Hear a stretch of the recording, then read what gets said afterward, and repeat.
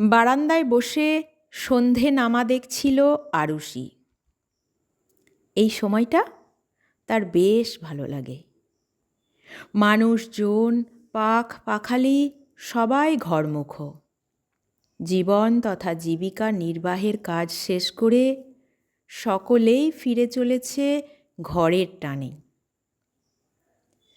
রিটায়ারমেন্টের পর থেকে সন্ধে নামা দেখতে আরুষির ভুল হয় না। বিশেষত সন্ধ্যা তারার সাথে গল্প করতে না পারলে তার খুব মন খারাপ করে।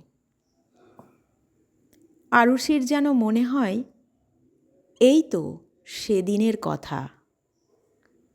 সে তখন এমএ পড়ার জন্য ইউনিভার্সিটিতে ভর্তি হয়েছে সদ্য। একটা মেসে থাকতে শুরু করেছে। কেননা প্রত্যেক দিন বাড়ি থেকে এতটা দূরে ক্লাস করতে আসা যাওয়া সম্ভব নয়। কিন্তু মেসে থাকতে তার কিছুতেই মন বসত না। খুব কষ্ট হতো। যেন মনে হতো গলার কাছে কান্না দলা পাকিয়ে জমে আছে। তখন ফোনেরও এত রমরমা ছিল না। তার বাবা তার মন ভালো করার জন্যে বলেছিল, শোন, সন্ধেবেলায় যখন আকাশে সন্ধ্যা তারা উঠবে তখন তুই সন্ধ্যা তারাকে দেখবি আর তোর মনের সমস্ত রকমের গল্প করবি সন্ধ্যা তারার সাথে।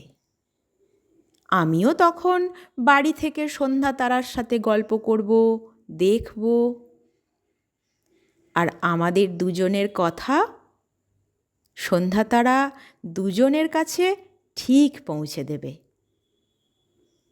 তাহলেই তো আমাদের দুজনের একে অপরের সাথে কথা বলা হবে, গল্প করা হবে। সেই শুরু হয়েছিল। সেই শুরুর পরে কত বছর পার হয়ে গেল। তারপর পড়াশোনা শেষ করে চাকরি, শ্বশুরবাড়িতে সংসার শুরু করা, এত কিছু সামলেও আরুষি সন্ধ্যা তারার জন্য অপেক্ষা করত। সন্ধ্যা তারার সাথে গল্প করত।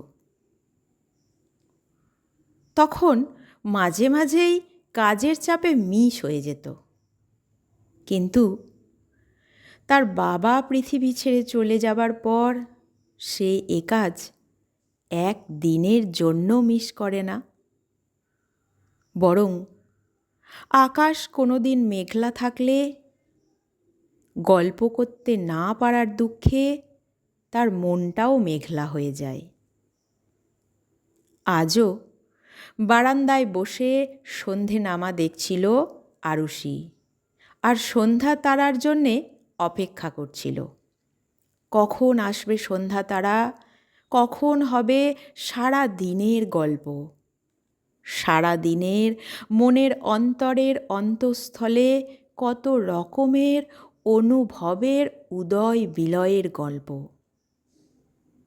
আরুষি ভাবতে থাকে, এভাবেই সে হয়তো সারা জীবন সন্ধ্যা তারার সাথে গল্প করেই বাবার একটু পরশ পাবে।